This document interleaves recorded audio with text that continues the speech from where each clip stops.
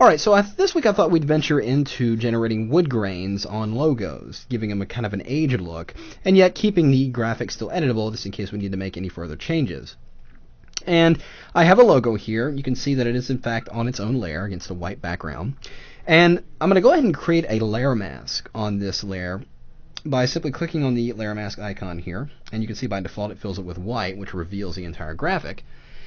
And what I want to do is go into the filter menu. I want to make sure my foreground and background colors are set to their default black and white. And making sure that we're working directly on the layer mask, we're going to go into the filter menu and go to Render Fibers.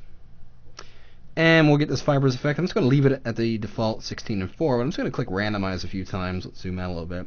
Clicking randomize just redistributes the way the fibers is kind of configured in there. And once we get one, let's hit OK. And you can see it's going ahead and generating that effect to a degree, but kind of tweak it a little bit. So still working in the layer mask, I'm going to bring up my levels dialog by going under the adjustment menu, image menu, then adjustments to levels. Now inside the levels here, I'm simply going to take the shadow slider here and kind of push, actually no, I want to take the highlight slider, not the shadow slider. Sometimes you got to do one tool to know that that's not the one you want. So over here with the highlight slider, I'm just going to push it over quite a bit till I get just a subtle hint of that wood grain coming through. It's almost just like it's been aged, but it's not too aged there, kind of like that. And that looks pretty good there. So once that's done, I'll simply hit OK. Now, we're almost there.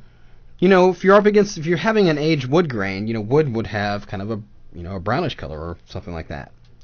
So I'm going to highlight the background layer. And I'm going to go into my color picker and just click on it. Now I have a brown here, but let's go ahead and choose something a little bit lighter. Perhaps like that. And I'll hit OK.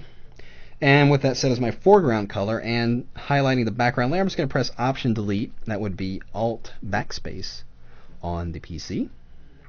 So we have a kind of a wood colored background, but we need to give it the grain that we gave this logo.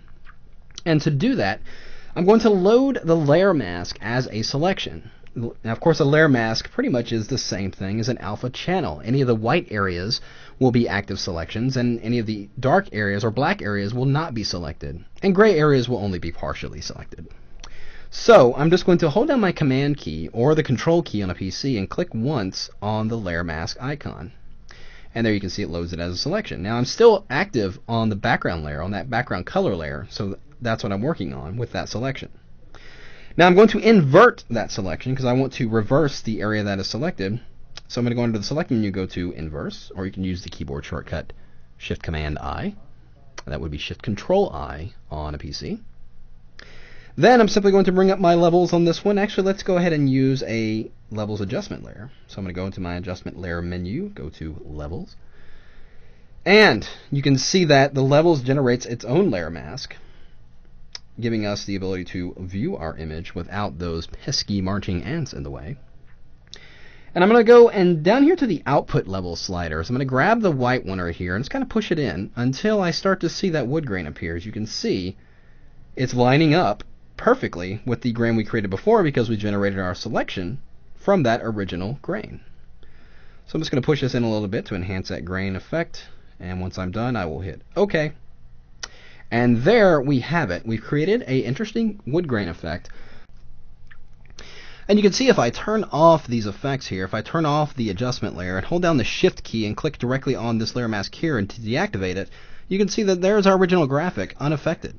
All we've done is add a layer mask, add an adjustment layer, and we've got our wood grain effect.